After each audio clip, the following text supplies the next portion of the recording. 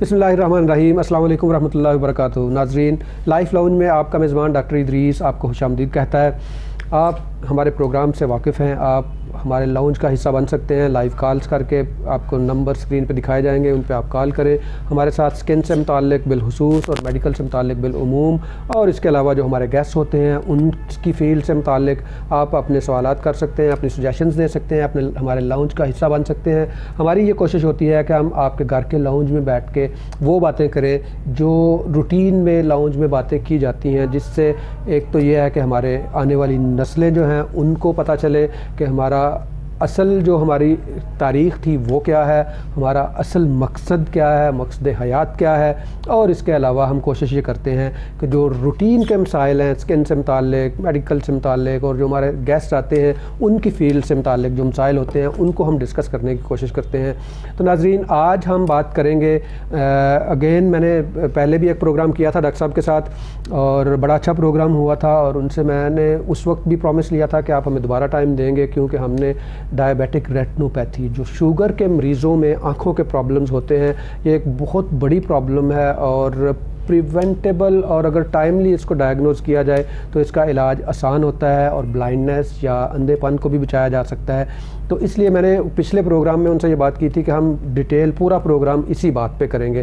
तो मैं आपको अपने मेहमानों का तारफ़ करवाता हूँ। मेरे पहले मेहमान जनाब डॉक्टर असलम रज़ाक साहब, जो कंसल्टेंट आई सर्जन हैं, यूके में प्रैक्टिस करते हैं, यूके बेस्ड हैं, और आज इनसे हम डायबिटिक रेटिनोपैथी के अलावा और भी बहुत सारी बातें करेंगे। और दूसरे हमारे जो मेहमान हैं जनाब सैयद ज़ीशान अली शाह साहब, उनसे हम बात करेंगे और उनसे हमारा टॉपिक होगा सदका और खैरात की अहमियत। उसकी रीज़न है सदका और खैरात का टॉपिक हमने क्यों चूज़ किया है। डॉक्टर असलम रज़ाक, जो कि जिन्होंने अपनी ज़िंदगी का एक बहुत बड़ा हिस्सा यूके में ट्रेनिंग में और फिर यूके की पॉपुलेशन की एज ए कंसल्टेंट खिदमत करने में गुजारा है, उनसे हमारी जब भी बात होती थी तो यही होती थी कि पाकिस्तान में भी आएँ, पाकिस्तान में भी खिदमत, और स्पेशली वो एरियाज़ जहाँ से हम बिलोंग करते हैं वहाँ के लोगों को उनकी खिदमत की बहुत ज़्यादा ज़रूरत थी। तो डॉक्टर साहब ने ये जो हमने असल में 5-6 साल पहले ये बात हुई थी, तो डॉक्टर साहब ने इसको कंसिडर किया। अभी इन्होंने अपने आबाई इलाके में एक हॉस्पिटल बना रहे हैं जिसमें ऑफ्थल्मोलॉजी से मुताल्लिक़ बिलखुसूस और बाकी के मामलात भी जो मेडिकल से रिलेटेड हैं उन पर भी बात होगी। तो मैं डॉक्टर साहब आपको अस्सलाम वालेकुम करता हूँ और खुशामदीद कहता हूँ। इससे पहले कि हम डायबिटिक रेटिनोपैथी की तरफ जाएँ, थोड़ा सा आप अपने प्रोजेक्ट के बारे में बताइए। वालेकुम अस्सलाम व रहमतुल्लाहि व बरकातुहू, और शुक्रिया बुलाने के लिए दोबारा। और बिन क्वाइट इमीडिएट और चले मौका मिल गया बात करने का। जी, प्रोजेक्ट तो बड़े अरसे से ख्वाहिश थी, जब गए थे तो इसमें ये ख्वाहिश थी कि वापस आके खिदमत करेंगे। इसमें देर हुई, देर है लेकिन अल्लाह के कहते हैं देर नहीं है। तो कुछ ना कुछ अल्लाह ने हिदायत दी और कोशिश की और हिम्मत की, और अल्लाह ताला ने तौफीक दी कि हम कुछ ना कुछ अपने इलाके में कंट्रीब्यूट कर सकें। तो मेरा ओरिजिनली ताल्लुक़ पीर महल से है, जो टोपा टेक सिंह में एक छोटा सा कमालिए की सब तहसील थी और तहसील बन गई है। तो वहाँ से भी आगे छोटा सा हमारी ज़मीनें हैं, ज़मीनों के अंदर घर, वहाँ पे मेरा ख्वाहिश थी शुरू से कि कुछ ना कुछ उस पर किया जाए। मेरे दादाजी ज़मींदार थे और वालिद साहब भी, तो वो उन्होंने कुछ ज़मीन दी और मैंने कहा, मैंने ख़ुद तो ज़मींदारा करना नहीं था, वो भी रिटायर हो गए, तो हमने सोचा कि उसको कुछ इस्तेमाल किया जाए। तो उस ज़मीन के अंदर, जो कि शहर से बिल्कुल 4-5 किलोमीटर के अंदर अंदर है, और जहाँ वहाँ तक आम आबादी शुरू हो गई है, तो वहाँ पे मैंने हॉस्पिटल बनाना शुरू किया। उसको पिछले 3-4 सालों में माशाल्लाह वो कंप्लीट हो गया है, और उसमें अब इंशाल्लाह सारा आई के रिलेटेड जो बीमारियों का इलाज, और उसमें हर मुस्तहिक गरीब और मुस्तहिक का हम फ्री इलाज करेंगे इंशाअल्लाह। और जो आम लोग हैं जो सिर्फ कॉस्ट को कवर कर सकते हैं, क्योंकि अस्पतालों में काम करने वाले लोग, उनकी सैलरीज होती हैं। अभी तक हम किसी से उस पर कोई कंट्रीब्यूशंस नहीं ली और ना लेते हैं, लेकिन इंशाअल्लाह जब वो प्रोजेक्ट चलेगा और लोगों को पता होगा कि यहाँ पे काम हो रहा है और गरीबों का, मुस्तहिक लोगों का इलाज हो रहा है, तो उस पर वो अपना हिस्सा भी डाल सकेंगे। ठीक है। तो आपने जो हॉस्पिटल बनाया, इसमें आपने बेसिक जो है ऑफ्थल्मोलॉजी में क्या क्या आप सर्विसेज दे रहे हैं? अच्छा, ये आपने बड़ा अच्छा क्वेश्चन किया। अब आई के रिलेटेड जो स्टार्टिंग पॉइंट है हमारे यहाँ सबसे बड़ी चीज़ जो है वो अवेयरनेस की बात है। बहुत सारी ऐसी बीमारियां हैं, जैसे हम पहले पिछली दफ़ा भी बात कर रहे थे कि उनको रेगुलर मुआयने की ज़रूरत होती है, जो अभी मैं कोशिश कर रहा हूँ आहिस्ता आहिस्ता वापस आने के लिए। तो उसके लिए सबसे पहला जो मैं अभी स्टार्ट करने लगा हूँ, एक तो आपने सफ़ेद मोतिये की बात की थी, मुझे याद है पिछली दफ़ा बच्चों के अंदर।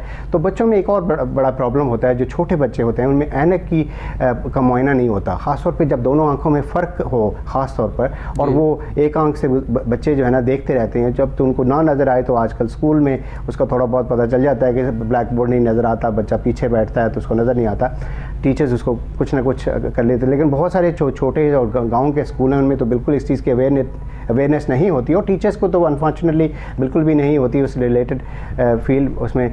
तो उनके लिए विजन स्क्रीनिंग का फ्री प्रोग्राम बच्चों के लिए, सारे प्राइमरी स्कूल के एज के 12 साल की 10-12 साल की उम्र तक के बच्चों को फ्री विजन स्क्रीनिंग। और जो हमारे यहाँ ये बड़ा प्रॉब्लम हो गया है, एक लाइफस्टाइल चेंज है। जैसे आपको पता है कि शुगर जो है, डायबिटीज़ है जी, इसकी जो one of the most common cause जो टाइप 2 जिसको डायबिटीज़ कॉमनली कहते हैं, उसका आपके लाइफस्टाइल के साथ, वेट के साथ और खुराक के साथ, इन चीज़ों के साथ ताल्लुक है। तो उसकी स्क्रीनिंग अगेन बहुत ज़रूरी है, उसके मुआयना इस पर हमने पूरी डिटेल में बात करनी है कि डायबिटिक रेटिनोपैथी या शुगर से मुतालिक जो आँखों की बीमारी है वो क्या है, कहाँ पे वो इफ़ेक्ट करती है, और कितनी देर शुगर हो जाए तो उसके चांसेस बढ़ जाते हैं, और अगर शुगर कंट्रोल रहे तो उसको कितना डिले कर सकते हैं। इन सब पे हम बात करेंगे डिटेल के साथ। अभी मैं डॉक्टर जनाब ज़ीशान शाह साहब की तरफ जाता हूँ। और ज़ीशान साहब, डॉक्टर साहब ने कहा कि डॉक्टर साहब चैरिटी भी करेंगे उस हॉस्पिटल में, और देखा जाए तो हमारे जो डॉक्टर्स हैं, अल्लाह का शुक्र अल्हम्दुलिल्लाह, बहुत ज़्यादा वैसे तो चैरिटी करते भी हैं, और इनकी जो क्लिनिक्स हैं, प्राइवेट क्लिनिक्स में भी इवन चैरिटी बहुत ज़्यादा होती है। बहुत सारे पेशेंट्स ऐसे आते हैं जो पे नहीं कर पाते, और उनको बाज़ का तो डॉक्टर्स दवाइयाँ भी अपने पास से देते हैं। इवन गवर्नमेंट हॉस्पिटल्स में भी ऐसा होता है। तो सदका की अहमियत तो बताएं ज़रा। जी, बिस्मिल्लाहिर्रहमानिर्रहीम। जी डॉक्टर साहब, ये बहुत अच्छी बात है जो आपने बताई कि डॉक्टर साहब जो है अपने इलाके में ये काम शुरू करने जा रहे हैं, और ये अल्लाह की ही अता है कि अल्लाह ताला की तरफ से अल्लाह का फ़ज़ल है इन पर के खालिक कायनात। और मैं ये दुआ गो हूँ और रहूँगा इनके लिए कि अल्लाह ताला हर काम में इनके लिए आसानी पैदा फरमाए। और कुरान मजीद में ये है, इन्नमा सदक़ातु लिल फ़ुक़रा, कि जो सदक़ात हैं वो गरीबों के लिए हैं, फ़ुक़रा के लिए हैं। और सदका जो है वो हर जो है बुराई को जो है वो टाल देता है, और मौत के अलावा हर बला को टाल देता है। और इसके अलावा जो सदका है, इसकी जो बरकत है, फरमाया कि अगर तुमने सफ़र का भी आगाज़ करना है तो तुम सदक़े से करो, तो तुम सलामती से अपने मकाम तक पहुंच जाओगे। और सदका फरमाया कि जो इंसान करता है उसका ऐसा है कि 70 शैतानों के जबड़ होते हैं, जबड़े, उससे वो अपने आप को छुड़ा कर इंसान सदका करता है। शैतान रोकता है उसे, लेकिन वो सदका है। और डॉक्टर साहब ने ये बहुत अच्छा किया है। उसकी रीज़न है कि कुरान करीम में अल्लाह ताला का इरशाद आता है जिसमें कि जब बंदा मरता है ना, तो वो कहता है कि अल्लाह थोड़ा सा मुझे मोहलत दे दे। क्यों मोहलत चाहिए? क्यों? फ़असद्दक़ वअकुम मिनस सालिहीन, कि मैं सदका करके सालिहीन में शामिल हो जाऊँ। सदका की डेफिनेटली बहुत बड़ी जो है वो अहमियत है, जैसा कि आपने बताया भी। तो डॉक्टर साहब बात करते हैं शुगर के मरीज़। जो शुगर के मरीज़ हैं उनमें जो आँखों की बीमारियाँ आती हैं वो कौन कौन सी हैं, और किस तरह से उनकी पहले स्क्रीनिंग की बात करते हैं, फिर उनकी जो है ट्रीटमेंट की, और फिर शुगर की कंट्रोल की कितनी अहमियत है उस पर। आपने बहुत पर्टिनेंट क्वेश्चन इस बारे में पूछा है। तो एक तो शुगर का एक बहुत बड़ा टॉपिक है, और आप उसमें माशाल्लाह खुद माहिर हैं, फैमिली मेडिसिन में आपने स्पेशलाइजेशन की हुई है, तो मुझे उसमें आपको जो है आप अपने तौर पे भी उसको कर सकते हैं। तो मैं उसके आई के रिलेटेड जो कॉम्प्लिकेशंस उनकी बात करूँगा। जी, इट्सेल्फ बहुत बड़ा टॉपिक है। तो उसमें जो आँख की, एक तो सिंपल से सामने से स्टार्ट करते हैं। तो अगर शुगर लेवल आपका ज़्यादा होता है, उसके आपके आर्जी तौर पे आपकी बिनाई में थोड़ा बहुत फ़र्क पड़ सकता है। शुगर के ऊपर नीचे होने से फोकस पे उसका फ़र्क पड़ता है। सफ़ेद मोतिया उसमें जल्दी आ सकता है।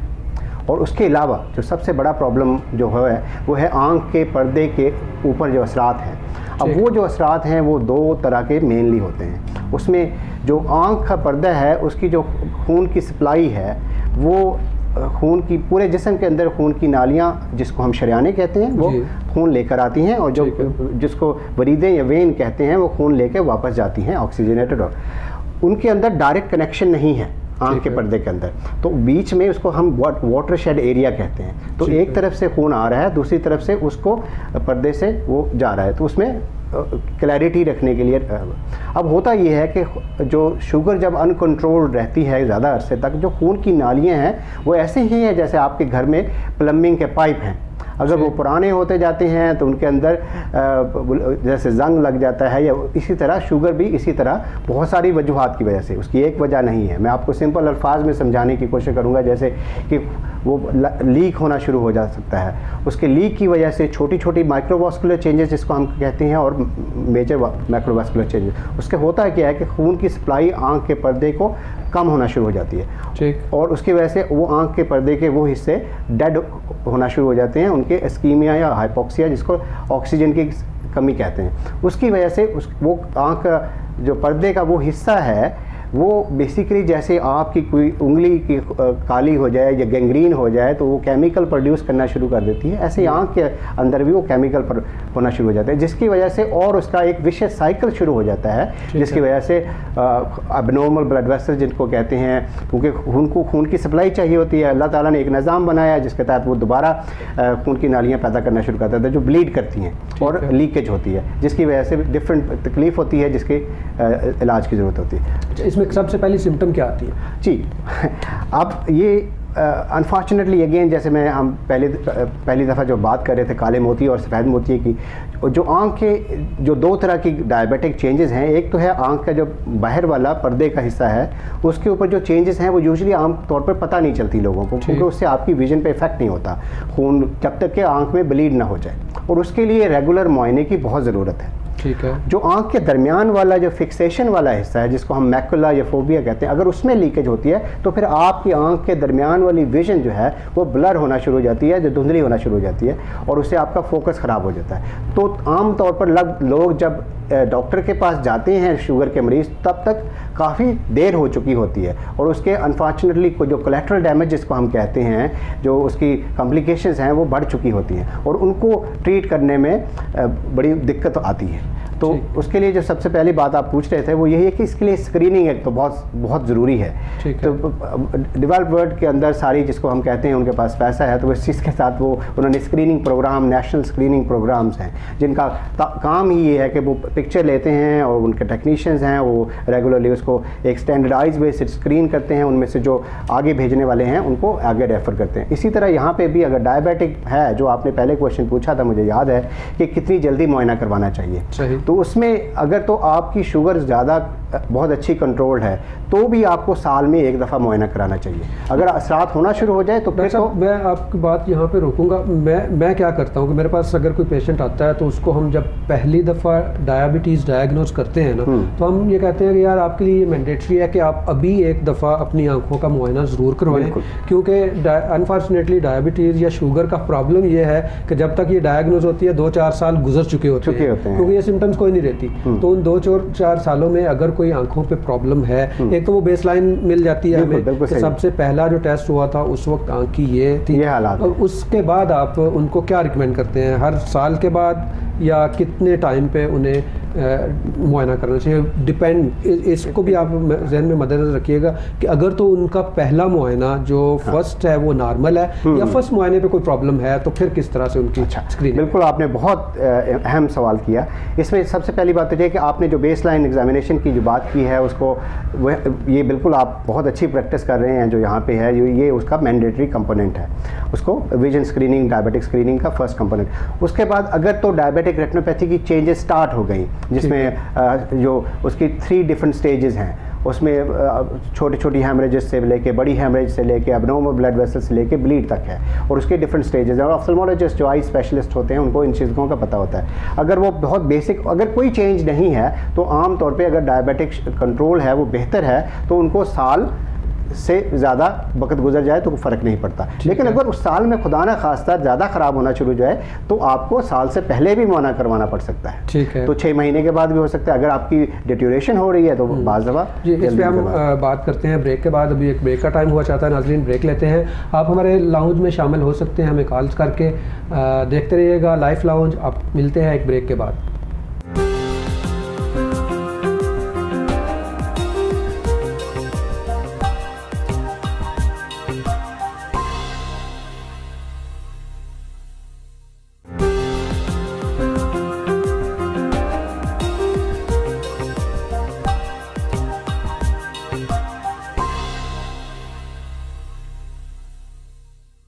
वेलकम बैक नाज़रीन।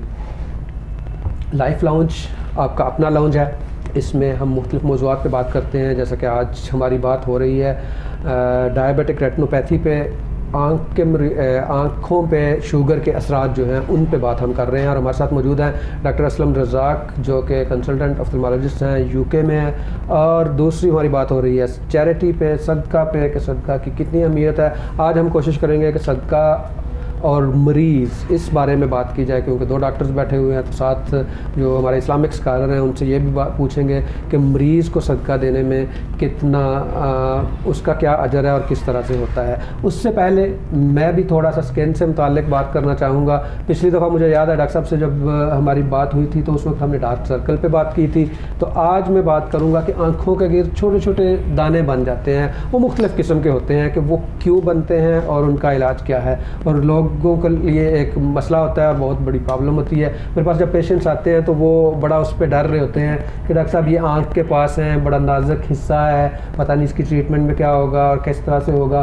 तो इसमें मुख्तलिफ़ चीज़ें होती हैं। जो कॉमन चीज़ें हैं 2-3 उनको मैं आज डिस्कस करूँगा। सबसे पहला तो ये है कि फ़ैट डिपॉजिट्स हो जाते हैं, पीले कलर के या स्किन की ही कलर के छोटे छोटे डिपॉजिट, स्पेशली जो आँख के अंदर की है ना, उन पे बन जाते हैं ये, और जिसको हम फ़ैट डिपॉजिट्स कहते हैं। ये क्यों बनते हैं और इनका क्या इलाज है। और दूसरी चीज़ जो मैं डिस्कस करना चाहूँगा वो होती हैं छोटी छोटी सिस्ट बन जाती हैं, जिनको ऑफ्थल्मोलॉजी में हम क्लेजियान कहते हैं। उसके पेशेंट्स भी आम तौर पे स्किन वालों के पास ही आते हैं, लेकिन ये मैं बताता जाऊँ कि वो जो सिस्ट बनती है या क्लेजियान बनता है, ये डर्माटोलॉजी या सर्जन का काम नहीं है, ये आई स्पेशलिस्ट ही का काम है, क्योंकि इसको ड्रेन करना होता है और इसको ड्रेन अंदर की तरफ से किया जाता है। तो उनके पास आई स्पेशलिस्ट जो होते हैं उनके पास स्पेशलिस्ट इक्विपमेंट होते हैं। अगर आपको कोई जीपी या कोई कहे कि ये किया जा सकता है तो कोशिश करें कि उनसे ना करवाया जाए, बल्कि उसके लिए आप अगर वो कहे कि ये, सबसे पहली बात तो नाज़रीन मैं आपसे हमेशा ये कहूँगा कि जब भी डॉक्टर के पास आप जाएँ तो कोशिश करें कि अपनी डायग्नोसिस पूछें उनसे पूछें कि जी है क्या और इसकी ट्रीटमेंट क्या है और ये किस फील्ड से रिलेटेड है। जो क्लेजियान है वो आई स्पेशलिस्ट ही का है, उस पर अगर डॉक्टर असलम बात करना चाहें तो ज़रूर करें, लेकिन आज हम फोकस करेंगे डायबिटिक रेटिनोपैथी पे ही। तो जो ज़ेनिथलाज्मा या फ़ैट डिपॉजिट्स हैं और जो वाट्स हैं वो स्किन में आते हैं। उनकी जो फ़ैट डिपॉजिट्स हैं उनकी रीज़न्स नॉर्मली तो अननोन ही होती हैं, लेकिन ये है कि इसमें कुछ फ़ैट मेटाबॉलिज्म है या ब्लड बॉर्न डिजीज़ होती हैं, उन ब्लड का मेटाबॉलिज्म की प्रॉब्लम्स भी हो सकते हैं। तो जब भी अगर ऐसी कोई प्रॉब्लम हो तो आप डॉक्टर को दिखाएं, वो आपका प्रॉपर चेकअप करके उसमें अगर कुछ इन्वेस्टिगेशंस चाहिए होंगी, अगर आपका लिपिड लेवल या आपका कोलेस्ट्रॉल ज़्यादा है तो वो उसको भी ट्रीट करना ज़रूरी होता है। और इसके अलावा जो वाट्स हैं, वाट्स नॉर्मली ये वायरल होते हैं, ये वायरस की वजह से होते हैं और 1 से 2 ये बढ़ते जाते हैं। इसकी बहुत सारी रीज़न्स होती हैं, उस पर भी हम बात करेंगे अगले सेगमेंट्स में जाके। आइए अब बढ़ते हैं जनाब ज़ीशान शाह साहब की तरफ। और जैसा कि सदक़े की अहमियत पे आपने बात की, अब बताइए कि जो पेशेंट्स हैं उनको सदका दिया जा सकता है, जो गरीब पेशेंट्स हैं उनको सदक़े से इलाज किया जा सकता है? जी डॉक्टर साहब, बहुत अच्छा सवाल है ये। और जो हॉस्पिटल्स इसको अपने जहन में रखते हैं इस बात को कि वाकई ही जो मरीज़ है उनके लिए जिन्होंने ये ऑप्शन रखा हुआ है तो ये बहुत अच्छा है, और सदका जो है उनके लिए हो सकता है। और इयादत करना ये भी एक सदक़े में है, जैसे कि इल्म एक सदका जारी है कि इंसान अगर इल्म को जितना आगे तकसीम करता है उसका ख़ुद इल्म बढ़ता है। और ऐसे ही सदका है कि जो सदका है वो उसकी उम्र को बढ़ा देता है, उसके माल को बढ़ा देता है। और तज़किरातुल वाइज़िन उसमें लिखा हुआ है कि 6 इनाम हैं कि जो इंसान गरीबों पर सदका करता है, अगर चाहे उसकी इलाज की सूरत में हो, उसकी इमदाद की सूरत में हो या किसी भी सूरत में हो, तो फरमाया कि उसका ऊपर अगर वो खैरात या सदक़ात करता है तो उसके लिए इनाम 6 हैं, 5 दुनिया में और 1 आखिरत में होगा। उसमें से क्या है, पहला फरमाया कि उसका माल पाक हो जाता है, फिर दूसरा फरमाया कि उसके जिस्म का अंदर जो है वो पाक हो जाता है, तीसरा उसके बदन की जो बीमारी है वो दूर हो जाती है, और हमेशा अल्लाह का ज़िक्र उसकी ज़ुबान पर जारी रहता है, और वो शख्स मौत के वक्त आवाज़ से जो है कलमा शहादत जो है वो कहेगा। और आखिरत में फरमाया कि उसके लिए क्या ये हिस्सा है, क्या इनाम है कि हर शख्स जो है जब महशर में अपने साए पसीने में होगा तो वो अपने सदका व खैरात के साए में होगा। ये आखिरत में उसके लिए इनाम है। बेशक। चलिए अभी डॉक्टर असलम की तरफ आते हैं। जी डॉक्टर साहब, हमने कहा कि अगर उसको कोई प्रॉब्लम नहीं है तो वो 1 साल में करेगा, या अगर ड्यूरिंग वो साल के दौरान अगर कोई प्रॉब्लम डेवलप हो जाती है, मतलब आईसाइट जो है कम होना शुरू हो जाती है या कंसंट्रेट करने में प्रॉब्लम हो रही है, तो भी वो अपनी आंखों का मुआयना करवाए। अब ये है कि अगर किसी को कोई प्रॉब्लम हो गई है, फर्स्ट लेवल की है, सेकंड की है, थर्ड की है, तो उसमें क्या गाइडलाइंस हैं कि उनको किस तरह से आपने स्क्रीनिंग करनी है और किस तरह से उनका रेगुलर मुआयना करना है? जी, आपने बहुत अगेन इम्पोर्टेंट क्वेश्चन जो है ना इसको रेज़ किया है। सबसे जो इम्पोर्टेंट चीज़ है डायबिटिक के अंदर, ये बेसिकली आँख की अपनी बीमारी नहीं है। सही। ये एक सिस्टमिक जो पूरे जिस्म की हर जगह पे नुकसान हो रहा है। जब आँख की पर्दे के अंदर खून की नालियाँ डैमेज और लीक हो रही होती हैं, तो अनफॉर्चुनेटली उसी तरह वो खून की नालियाँ दिमाग में और दिल में भी उन पर असरात हो रहे हैं, गुर्दों में भी असरात हो रहे हैं। लेकिन अनफॉर्चुनेटली कह लें या ये अल्लाह की तरफ से एक हमारे लिए वो है विंडो है कि हम आँख के पर्दे पे वो खून की नालियाँ डायरेक्टली देख सकते हैं और उनमें जो चेंजेस है वो पहले नज़र आ जाती हैं। ठीक। लेकिन मैं जो अपने मरीज़ों को वहाँ यूके में भी और जो मेरे पेशेंट हैं वहाँ पे भी उनको जो कहता हूँ वो ये कहता हूँ कि देखें, जो शुगर की बीमारी आँखों पे है उसका कंट्रोल मरीज़ के पास है। ये ऐसे ही है कि ये आग लगी हुई है और आपने अपने घर को लगाई हुई है, हम फायर ब्रिगेड वाले हैं, हम उस पर पानी ही डालेंगे और इसके अलावा कुछ नहीं कर सकते। असल कंट्रोल मरीज़ के पास ही है, यानी कि वो है लॉन्ग टर्म डायबिटिक कंट्रोल। हम उसकी जो कॉम्प्लिकेशंस हैं उसको सिर्फ मैनेज कर सकते हैं, उसकी जो कोलैटरल डैमेज है उसको मिनिमाइज़ कर सकते हैं। फिर भी आप जितने भी ट्रीटमेंट करते जाएं उसमें आप सारी चीज़ें रिकवर नहीं कर सकते। इसलिए जो इलाज वो कहते हैं ना, परहेज़ इलाज से बेहतर है, तो इसमें और भी बहुत ज़्यादा इंपॉर्टेंट है। सबसे इंपॉर्टेंट लाइफस्टाइल चेंज, लेकिन वो एक लंबी बात है और एक जनरल फिजिशियन आपके जैसे जो स्पेशलिस्ट फिजिशियन है उनके और डर्मेटोलॉजिस्ट हैं वो भी माशाल्लाह इन बात। खैर मैं आपको जो मेजॉरिटी जो प्रॉब्लम है, एक तो आँख के पर्दे के बाहर वाला हिस्सा जिस पे अगर लीकेज होना शुरू हो जाए, एब्नॉर्मल ब्लड वेसल्स डेड होना शुरू हो जाए, तो उसके लिए लेज़र की ट्रीटमेंट अवेलेबल है। ठीक है। और दूसरी ट्रीटमेंट में हम बाद में बात करेंगे, प्रिवेंटिव मेजर्स पे थोड़ी सी बात कर लेते हैं कि डायबिटीज़ को कंट्रोल करने के लिए 2 तरह के ऑप्शंस होते हैं। एक तो ये कि आपका लाइफस्टाइल मॉडिफिकेशंस जो है बड़ी इंपॉर्टेंट है। यहाँ पे तो हम जो बताते हैं, आप ये बताएं कि यूके में आप लाइफस्टाइल मॉडिफिकेशंस के मुतालिक अपने पेशेंट्स को क्या एडवाइस करते हैं? वहाँ पे बेसिकली NHS और नाइस जिसको हम कहते हैं, नाइस वहाँ पे इंस्टीट्यूट है, national institute of clinical excellence, उसमें ये गाइडलाइंस हैं प्रॉपर कि एक आपका शुगर जिसको लॉन्ग टर्म शुगर कंट्रोल है, जिसको HbA1c लेवल कहते हैं, एक रैंडम ब्लड शुगर लेवल होता है ना, जो 3 महीने के बाद, लॉन्ग टर्म 3 महीने 6 महीने बाद जो करवाते हैं लोग, वो जब तक एक ख़ास लेवल तक ना हो तो उनकी बहुत सारी सर्जरी नहीं की जाती। तो उनके लिए मैंडेटरी है कि वो अपने diabetic control, long term diabetic control को नॉर्मलाइज करें, और उस पर GP का, डायबिटिक नर्सेस का और पूरे डाइटिशियंस का एक पूरा रोल है और पूरी टीम है, और उसकी मल्टी डिसिप्लिनरी जिसको हम एक अप्रोच है उसको ये कहते हैं। और पेशेंट का सबसे ज़्यादा खुद बहुत रोल है, खुराक के लिहाज से और फिजिकल एक्सरसाइज एक्टिविटी के लिहाज से। ठीक, उसमें बहुत सारी ऑप्शन हैं, जैसे वेट लॉस बहुत इंपॉर्टेंट है, इसमें बाकी के जो को फैक्टर्स हैं जैसे स्मोकिंग है उसको रिड्यूस करें, और इसके अलावा जो आपका लाइफस्टाइल है उसमें एक्सरसाइज कितनी है वो बड़ी इंपॉर्टेंट है। आपने वेट अपने को रिड्यूस करना है, इसके बाद आप खा क्या रहे हैं ये बड़ा इंपॉर्टेंट है। यहाँ पे मैं पेशेंट्स को कहता हूँ कि ग्लाइसीमिक इंडेक्स ज़रूर गूगल किया करें और देखें उसमें जो लो ग्लाइसीमिक इंडेक्स फूड हैं जो आपको पसंद है। अब हमारे यहाँ प्रॉब्लम ये सबसे बड़ा प्रॉब्लम हो गया डॉक्टर साहब कि आपने ये नहीं खाना, ये नहीं खाना, ये नहीं खाना, ये नहीं खाना, तो वो पेशेंट कहता है जी खाएं क्या? जी बात, तो मैंने उसका तोड़ ये निकाला कि मैं उनको ये कहता हूँ कि जी आप अपनी जो पसंद की खुराक है ना उसको आप सिलेक्ट करें, गूगल करें, और ये एक सिंपल सा ग्लाइसीमिक इंडेक्स GI आप करें जो 60 से कम है वो आप चूज़ कर लें, तो उनको बहुत सारे ऑप्शंस मिल जाते हैं। और वो मैं तो 70-80 तक भी उनको देता हूँ कि कोई बात नहीं आप, और ये है कि मॉडरेशन रखें, जैसा कि मैं हमेशा कहता हूँ कि जितना ज़ोर इस्लाम में औसत उमूर के हिसाब से कि एक मिडल लाइन जो है, एक कह लें कि बैलेंस डाइट का जितना या balanced activity on the whole, exercise भी उसमें आती है। फिर ये है कि देखिए स्मोकिंग से मना किया गया है, इसी तरह से अल्कोहल से मना किया गया है, और बहुत सारी चीज़ें ऐसी जो हमारे लिए नुकसानदेह हैं उनसे इस्लाम में हमें मना किया गया। और जो हमें हलाल चीज़ें हैं उनमें भी ये कहा गया है कि आप मुतवाज़न रहें। ठीक है। खाना खाते हैं तो आप अपने स्टमक के 3 हिस्से करें, एक में आपने खाना खाना है, एक खाना डालना है, एक में पानी, और एक में सांस लेने की भी जगह छोड़नी है। तो जितना ज़्यादा इस्लाम ने हमें दिया है, अगर उसको हम, मैं कहता हूँ स्ट्रिक्टली नहीं तो कैजुअली भी हम अगर उसको फॉलो करें ना, तो बहुत सारी बीमारियाँ शुरू होने से पहले ही ख़त्म हो जाती हैं। अब मैं ये नहीं कहे बगैर रह सकता कि जो आपने मुझे इतना खाना खिलाया तो उसमें मेरे सांस में भी दिक्कत हो रही है, तो आपको इतना प्यार नहीं दिखाना अभी चाहिए। मैं इंशाल्लाह डिनर पे आपको कुछ नहीं खिलाऊंगा, आपको खाली पेट पीर माल जी बिल्कुल। तो आप सांस लेते हुए भी जाएंगे और रास्ते में पता नहीं मुझे क्या क्या कहेंगे। तो ये है कि ठीक है, वंस इन ए वाइल जो मेज़बान होता है या फिर जो दोस्त बहुत अरसे के बाद मिलते हैं उन्होंने तो फिर फोर्स करना ही होता है। जी है साहब, खाना खिलाना भी सदका है। जी ठीक है, मेरे ख्याल में तो हर नेकी जी सदक़े के रूप में जाती है।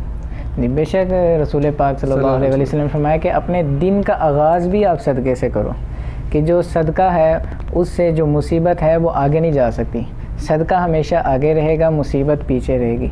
तो दिन का आगाज़ है वो सदक़े से करो, अगर सफ़र का आगाज़ है वो सदक़े से करो, अल्लाह के कलाम से करो।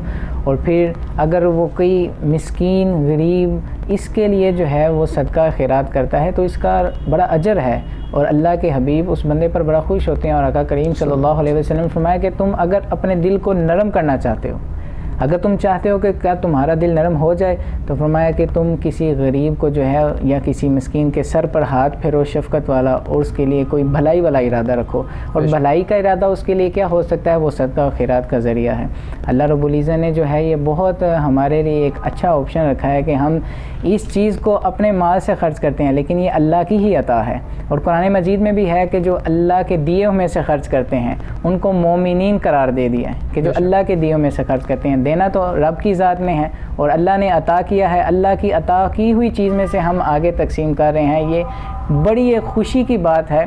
वो मुझे हमारे बुज़ुर्गों ने, एक दफ़ा मैं मुर्शिद के पास बैठा था, मुर्शिद करीम आपने फरमाया कि अगर कोई साइल आपके दरवाज़े पर आ जाए तो तुम अंदर जाकर 2 नफ़ल ज़रूर अदा कर लेना। ये अल्लाह की बहुत बड़ी अता है कि तुम्हारे दरवाज़े पर कोई आए, तुम किसी के दरवाज़े पर नहीं गए। तो अगर अल्लाह ताला ने कोई चीज़ अता की है तो हकीकत है कि हम उसे जो है लोगों में तकसीम करें, इल्म है या माल है या जिस तरह भी है। और अगर इंसान अपनी ज़िंदगी किसी दूसरे के नाम वक़्फ़ कर दे, अल्लाह की मखलूक के नाम वक़्फ़ कर दे, तो अल्लाह उस पर बड़ा इंसान पर खुश होता है। शाह साहब, मैं तो हमेशा ये कहा करता हूँ कि रिस्क आप जिस दिन पैदा होते हैं लिखवा के आते हैं। आप उसको कम नहीं कर सकते, बढ़ा सकते हैं। आप अगर सदका करते हैं तो 1 का 10 या 70 मिलता है, तो वो रिस्क बढ़ेगा ही बढ़ेगा डेफिनेटली।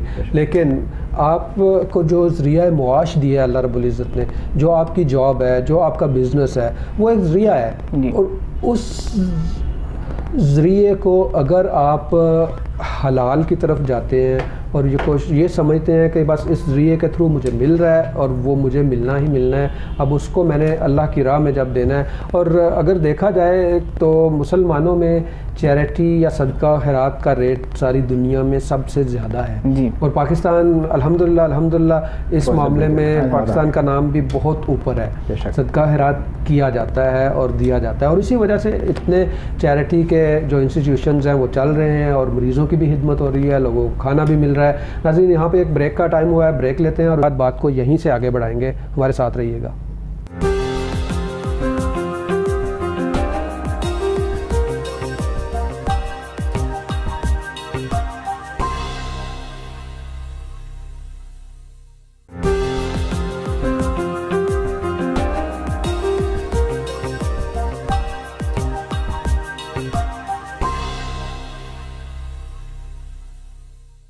जी, वेलकम बैक नाज़रीन। लाइफ लाउंज में आप शामिल हो सकते हैं, अपनी कॉल्स करके हमारे लाउंज का हिस्सा बने और आँखों से मुताल्लिक स्पेशली, और अगर शुगर के जो इफ़ेक्ट्स हैं उनसे मुताल्लिक भी बात हो रही है। आज सदका खैरात के बारे में बात हो रही है, और आँखों के गिर्द जो दाने बनते हैं या जो पिंपल्स निकलते हैं उन पे भी बात हो रही है। जैसा कि मैंने कहा कि एक तो फैट डिपॉजिट्स हैं जो बड़े कॉमन हैं, और इसके मैंने रीज़न्स आपको बताई वो हो सकती हैं। आइए अब इनकी ट्रीटमेंट की तरफ जाते हैं, फिर हम वाट्स पे बात करेंगे। तो इनकी ट्रीटमेंट जो है नॉर्मली ये है कि जो काज है उसको देखना पड़ता है। अगर लिपिड या कोलेस्ट्रॉल लेवल हाई है तो उसको ट्रीट करना बहुत ज़रूरी है। उसके लिए टैबलेट्स होती हैं, लाइफस्टाइल मॉडिफिकेशंस होती हैं, आप एक्सरसाइज करते हैं, अपनी डाइट में फ़ैट्स का और डेयरी प्रोडक्ट्स का और बेकरी का और इस तरह की जंक का थोड़ा उसको रिड्यूस करते हैं, और बैलेंस डाइट और अपनी फूड में वेजिटेबल्स और फ्रूट्स का जो इंक्लूजन करते हैं, उससे आपके कोलेस्ट्रॉल लेवल बेहतर होते हैं। अब इसकी ट्रीटमेंट जब ये बन जाता है तो ये फिर कोलेस्ट्रॉल लेवल कम भी हो जाए तो ये ख़ुद से आम तौर पे ठीक नहीं होता, इसके लिए ट्रीट करना ही पड़ता है। तो हमारे पास इसके लिए काफ़ी सारे ऑप्शंस मौजूद होते हैं। आप अपने स्किन स्पेशलिस्ट को दिखाएं तो वो आपको बताएंगे। सबसे पहले तो हम केमिकल पील्स करते हैं, उससे अगर बहुत सुपरफिशियल हों और थोड़े से हों, छोटे हों साइज़ के, तो वो ठीक हो जाते हैं। या फिर हमारे पास फ्रीजिंग होती है, या उसको क्रायोथेरेपी कहते हैं, इलेक्ट्रोकॉटरी होती है, या लेज़र ट्रीटमेंट्स होती हैं। इसके अलावा अगर बहुत बड़ा हो और आँख के गिर्द काफ़ी हद तक हमारे पास हो जो स्किन का पोर्शन है, तो फिर सर्जरी उसके लिए सबसे बेस्ट ऑप्शन होता है, क्योंकि अगर ये बढ़ जाए तो फिर इसको ट्रीट करने का जो ऑप्शन है वो सर्जरी ही रह जाता है। ब्लेफरोप्लास्टी उसमें ऑफ्थल्मोलॉजिस्ट जो ऑक्लोप्लास्टिक हैं सर्जन वो करते हैं, या जनरल प्लास्टिक सर्जन जो हैं वो भी करते हैं। तो अगर बहुत ज़्यादा है तो फिर आपने सर्जन को दिखाना है जो प्लास्टिक सर्जन है, या आई सर्जन जो ऑक्लोप्लास्टिक है, और अगर छोटे हैं तो वो फिर डर्माटोलॉजिस्ट उनको कर सकता है। अभी हम आते हैं डॉक्टर असलम की तरफ। तो हमारी बात हो रही थी स्क्रीनिंग पे, काफ़ी हमने बात की। हमारे यहाँ डेफिनेटली ये बहुत बड़ी एक फील्ड है और इस पे काम हो रहा है, लेकिन उतना नहीं जितना चाहिए। उसकी दो रीज़न हैं। एक तो ये है कि हमारे जो पेशेंट्स हैं उनमें अवेयरनेस बहुत कम है, और दूसरा ये है कि हमारे पास उतने रिसोर्सेज और फैसिलिटीज़ भी नहीं है कि उसको उस तरह से लेके जाया जा सके। गवर्नमेंट लेवल पे भी बहुत काम हो रहा है और इंस्टीट्यूशंस लेवल पे भी काम हो रहा है। प्राइवेट सेक्टर में जैसे आप जैसे लोग जो हैं वो भी इस पे अच्छा खासा काम कर रहे हैं, लेकिन अभी भी बहुत ज़्यादा काम की ज़रूरत है। इंशाल्लाह अल्लाह के घर से उम्मीद रखनी चाहिए कि ये दिन वक्त आने के साथ साथ ये बढ़ता रहेगा। अब आते हैं ट्रीटमेंट की तरफ। अगर किसी को डायबिटिक रेटिनोपैथी या शुगर की कॉम्प्लिकेशन हो जाती है तो अच्छा, इसमें कुछ ऐसा है कि कितने साल के तक अगर शुगर अनकंट्रोल रहे तो कॉम्प्लिकेशन होती है, और अगर कंट्रोल शुगर हो तो कितना उसको डिले किया जा सकता है? मैं इस सवाल का जवाब देने से पहले जो आप काम कर रहे हैं, अल्लाह ताला आपको इसमें मज़ीद हिम्मत दे। ये जो मेरा ख्याल है ये भी एक जैसे इल्म फैलाना सदका जारिया है, तो जो आप अवेयरनेस जो बढ़ा रहे हैं ये बहुत ज़रूरी है। वहाँ पे इस काम के लिए लोगों को ट्रेन किया जाता है, जिसको पेशेंट एजुकेशन कहते हैं, और हम इसके लिए प्रॉपर फोरम्स बनाते हैं। अल्लाह ताला आपको मज़ीद इस काम में तरक्की दे और कामयाब करे और इसके दर्जात दे, और इसको अल्लाह ताला आपके जज़ा दे। खैर, बात आती है कि ट्रीटमेंट के लिए आपने जो सवाल पूछा है कि क्या इसका, मेरे ख्याल में दोनों चीज़ों का इफ़ेक्ट है। एक तो ड्यूरेशन है, और उसके ज़्यादा उसकी सेवेरिटी ऑफ द डिज़ीज़ जो है कि कितनी सीरियसली अनकंट्रोल्ड कितनी है। ठीक, ये ऐसे ही है जैसे एक बाल्फ फिगर कहते हैं कि अगर 15 साल तक आप स्मोकिंग करते रहें तो उनका रोक दें तो उनके इफ़ेक्ट को जाते हुए भी पूरे डेकेड लग जाता है उसको वापस 0 पॉइंट पे जाते हुए। इसी तरह डायबिटिक कंट्रोल भी अगर बहुत सवियर है, diabetic retinopathy very poorly controlled है, तो उसका बहुत जल्दी इफेक्ट होगा, और उसको कंट्रोल करने के बाद उसको रिवर्स करने के लिए भी आपको ज़्यादा टाइम लगेगा। ऐसे मैंने डायबिटिक पेशेंट्स भी देखे हैं हमारे यहाँ। वहाँ पे पॉपुलेशन की एज बहुत ज़्यादा है जो 80s 90s में हैं, और वो उनकी डायबिटिक स्क्रीनिंग और उनका डायबिटिक कंट्रोल बहुत रीज़नेबल रहा है, और उसकी वजह से इस एज तक भी उनकी डायबिटिक रेटिनोपैथी नहीं। और अनफॉर्चुनेटली ऐसे पेशेंट भी देखे हैं मैंने जो कि अगेन उनका लाइफस्टाइल मुझे भूलता नहीं है। One of the first patient जो मैंने देखा था, वो लॉरी चलाता हुआ बेचारा आया, और स्क्रीनिंग के बाद जो है ना कुछ अर्से बाद उसको हैमरेज हुई, उसके एम्पुटेशन हो गई। So it's very very dependent on how poorly control. एक तो ये बात होगी। दूसरी बात आपने जो कही कि ट्रीटमेंट के लिए ऑप्शंस क्या हैं, जो मैंने पहले आपको जैसे बताया कि एक तो बाहर का हिस्सा है आँख के पर्दे का, उसकी कॉम्प्लिकेशंस अलग हैं, और आँख के दरमियान में जो कॉम्प्लिकेशंस हैं उसकी अलग है। ट्रीटमेंट भी आलमोस्ट दोनों में कुछ मिलती जुलती हैं, और कुछ लेज़र जो है जैसे आप बाहर के हिस्से में जिसको हम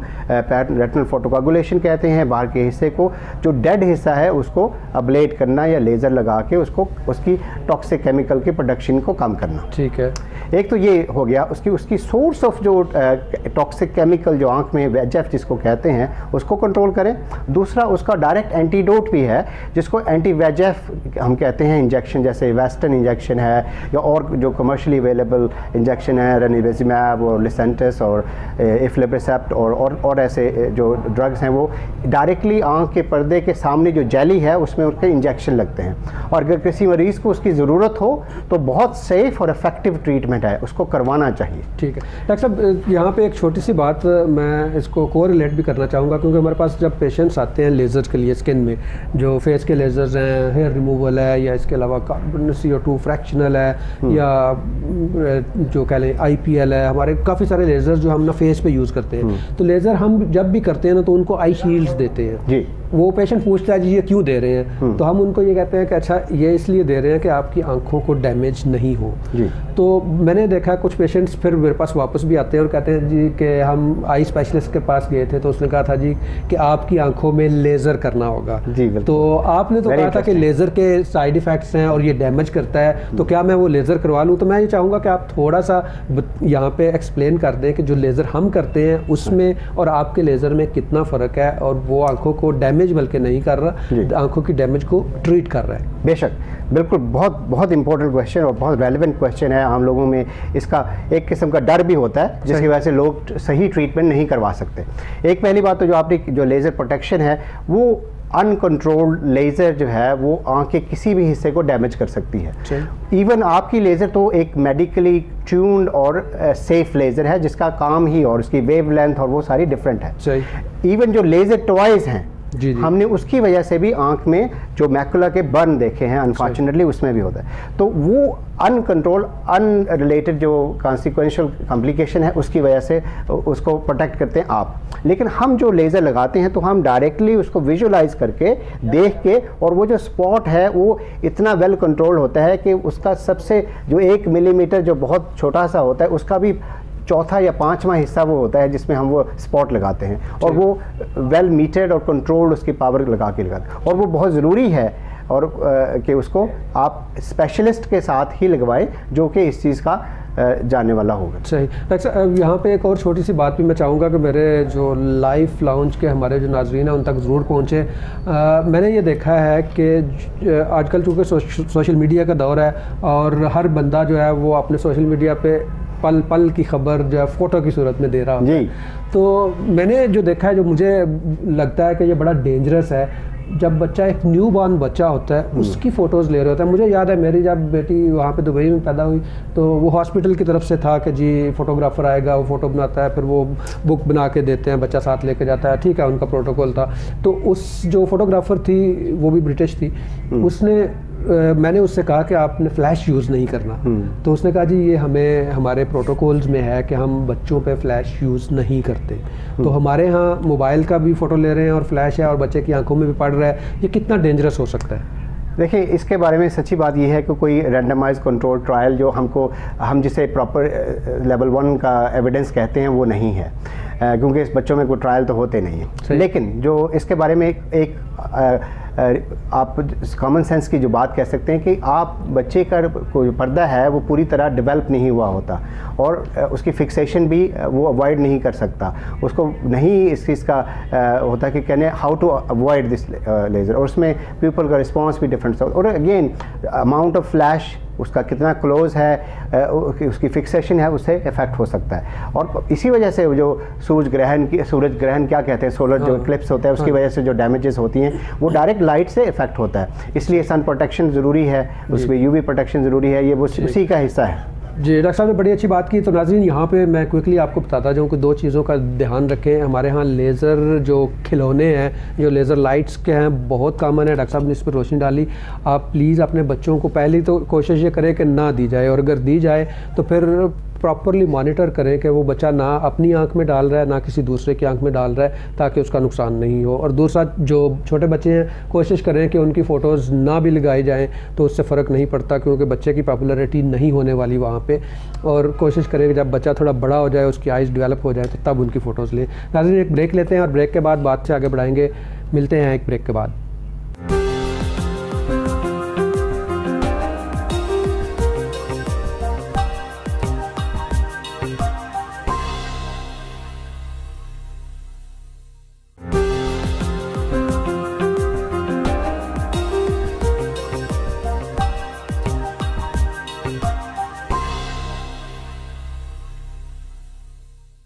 जी वेलकम बैक नाजरीन। आखिरी सेगमेंट में हमारी बात हो रही थी आँखों के बारे में, स्पेशली डायबिटिक रेटिनोपैथी या शुगर के जो आँखों पे असरात होते हैं उनके बारे में, और हमने बात की जो फैट डिपॉजिट्स हो जाते हैं उसके।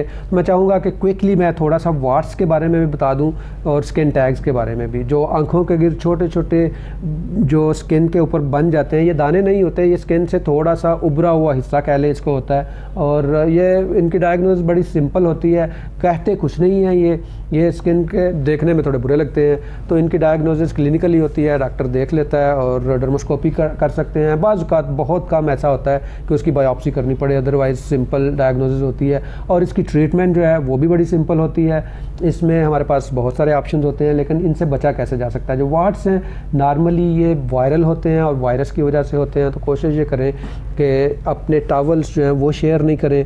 और अगर कहीं पे वाट बना हुआ है, ये वाट कहीं भी हो सकते हैं, फेस पे भी हो सकते हैं या जिस्म के कहीं भी हिस्से में, अगर आपने उस वाट को टच किया है या खारिज किया है तो अपने हाथों को धोएं, ताकि दोबारा आप अपने फेस को अगर हाथ लगाते हैं तो वो एक जगह से दूसरी जगह पे ट्रांसफ़र नहीं हो।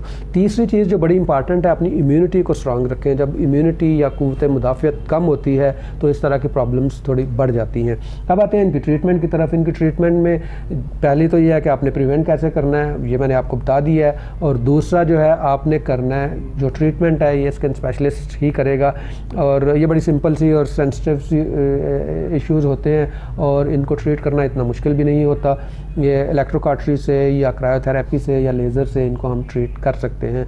और अगर जिस्म के किसी दूसरे हिस्से पे हो तो उन पर ऊपर लगाने के लिए भी हम देते हैं, लेकिन आँखों के गिर्द जो है हम अवॉइड करते हैं क्योंकि वो एसिड होता है और वो जला सकता है। तो इसलिए अगर पेशेंट थोड़ी सी भी उससे हो जाए प्रॉब्लम तो वो मुश्किल कर जाता है। तो इसलिए इसकी ट्रीटमेंट डर्मेटोलॉजिस्ट से ही करवाएं और अपनी हाइजीन को बेहतर रखें, ना तो अपने टॉवल को शेयर करें ना बाकी के। और कोशिश ये करें कि अगर किसी को हाथ पे है, आपने उससे मुसाफा किया है, तो फिर अपने हाथ धोएं।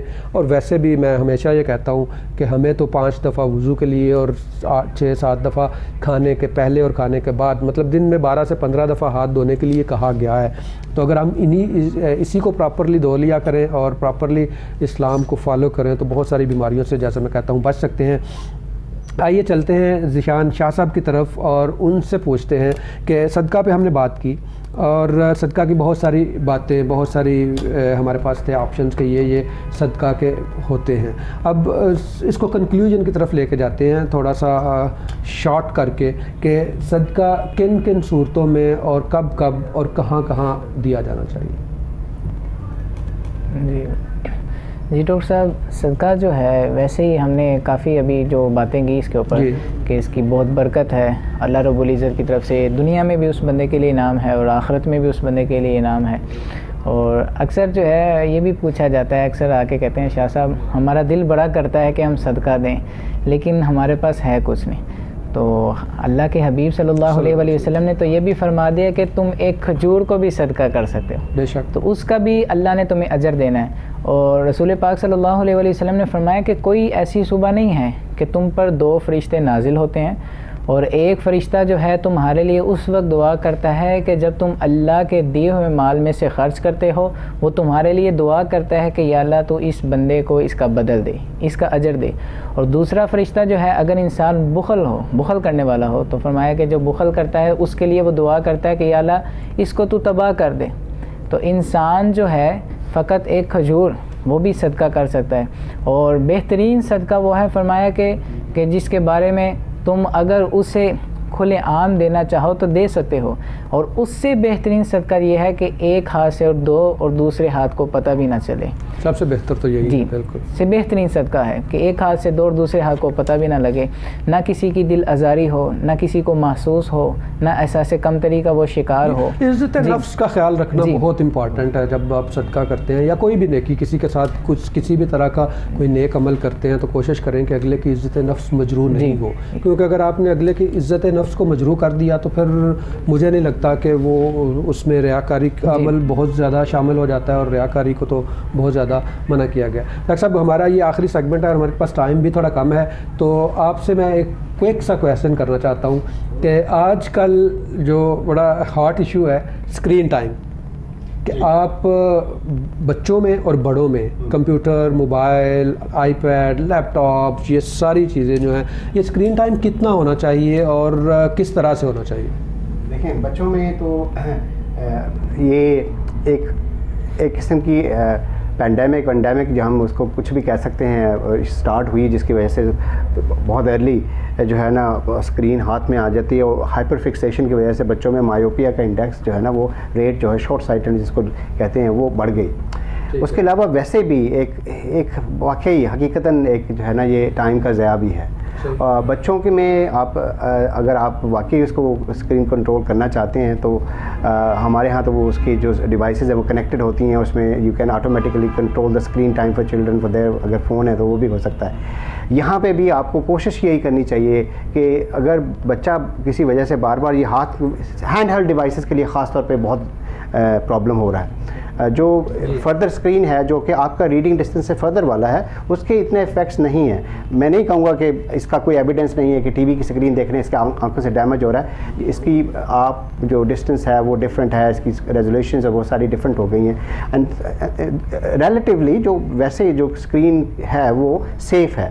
लेकिन प्रॉब्लम ये होता है कि उसकी वजह से जो आप फिक्सेशन कर रहे हैं और उसकी वजह से आपका फोकसिंग की वजह से प्रॉब्लम्स ज़रूर होते हैं, और स्पेशली अगर आपको ऑलरेडी प्रॉब्लम हो तो ये उसको एग्जैजरेट करता है, उसको बढ़ाता है, उसको खास करता है ना। आई पर्सनली मुझे इसका एक्सपीरियंस है कि मेरी अपनी बेटी में she is the only one जो उसको मायोपिक का मुझे अफसोस होता है कि उसको सबसे पहले मैंने आईपैड लेके दिया था। एक और क्वेश्चन जो मुझसे आमतौर पे पूछा जाता है, स्पेशली पेरेंट्स पूछते हैं कि एक तो ये होता है कि चलें आप लाइट में बैठे हुए हैं और आप स्क्रीन कर रहे हैं तो वो लाइट डिफ्यूज़ भी हो रही है काफ़ी हद तक, और वो कहते हैं कि ये अपने कमरों में लाइट्स ऑफ की हुई होती हैं और ये बिस्तरों में बैठ के जो है ना वो मोबाइल पे गेम्स खेल रहे होते हैं, उसके कितने इफेक्ट्स होते हैं? क्या ये मल्टीफोल्ड हो जाते हैं या कि कोई फ़र्क नहीं पड़ता? जी, अगेन इसका कोई प्रॉपर साइंटिफिक एविडेंस तो नहीं है, लेकिन अगर आप इसको वैसे देखें तो उसमें जब आपका कंट्रास्ट बढ़ता है और डायरेक्ट आपकी लाइट जो है वो रिफ्लेक्शन जो है वो बहुत ज़्यादा हो जाती है, तो इससे लगता यही है कि उससे इफ़ेक्ट आपकी आंखों पे होगा, और उससे आपकी आंखों में फटीग ज़्यादा होगी, उसकी आंखों की वजह से आपको जो एक नॉर्मल किताब पढ़ते हुए एक नॉर्मल स्क्रीन टाइम के लिए किसी भी आपको एक रेगुलर जो ब्रेक है उसकी ज़रूरत होती है, और वो ब्रेक बहुत ज़रूरी है। ठीक, thank you very much doctor साहब, आपसे बहुत बातें हुई, बड़ी अच्छी बातें हुई। मैं आप दोनों मेहमानों का, जनाब सैयद ज़ीशान अली शाह साहब और डॉक्टर असलम रज़ाक जो कि यूके में होते हैं और आई स्पेशलिस्ट हैं, मैं आप दोनों का बहुत बहुत शुक्रिया अदा करता हूँ। आप तशरीफ़ लाए और आपने हमारे लाउंज कर रौनक बख्शी और बहुत सारी बातें हुई, इन्फॉर्मेटिव बातें हुई। इंशाल्लाह दोबारा भी आप लोगों से मुलाकात होती रहेगी, हम लोग आपको तकलीफ़ दिया करेंगे। नाज़रीन, बहुत सारी बातें की, तो एक बात तो ये कि कोशिश करें कि बच्चों को स्क्रीन्स या मोबाइल या हैंड हेल्ड डिवाइसेस जो हैं वो कम से कम दें, और अगर दें भी तो फिर मॉनिटर करके दें, मॉनिटरिंग के हिसाब से उसके लिए कुछ रूल्स रखें। मैं तो आपसे एक सीक्रेट शेयर करना चाहूँगा कि मैंने तो अपने बच्चों को ये हमेशा से उनके साथ ये मेरा यही होता है कि उनको इस तरह की चीज़ें उसी वक्त मिलती हैं जब वो एक सर्टन अमाउंट ऑफ दुरूद शरीफ पढ़ लेते हैं। मैंने उनसे कहा होता है कि आपको ये कार्टून्स या ये वाली गेम तब मिलेगी जब आप इतनी दफ़ा दुरूद शरीफ पढ़ेंगे। तो उससे दो बेनिफिट्स होते हैं, एक तो ये कि बच्चों में एक आदत बन जाएगी, और दूसरा ये है कि जब दुरूद शरीफ पेश होगा तो आपके नाम के साथ पेश होगा एज ए पेरेंट, और तीसरा ये है कि दुरूद शरीफ की बरकतों से वो जो बुरे इफ़ेक्ट्स हैं वो भी कम हो जाते हैं। नाज़रीन, इसी के साथ अपने मेज़बान डॉक्टर इदरीस को इजाज़त दीजिए। इंशाअल्लाह आपसे फिर मुलाकात होगी। अल्लाह हाफिज़। अस्सलाम वालेकुम व रहमतुल्लाह।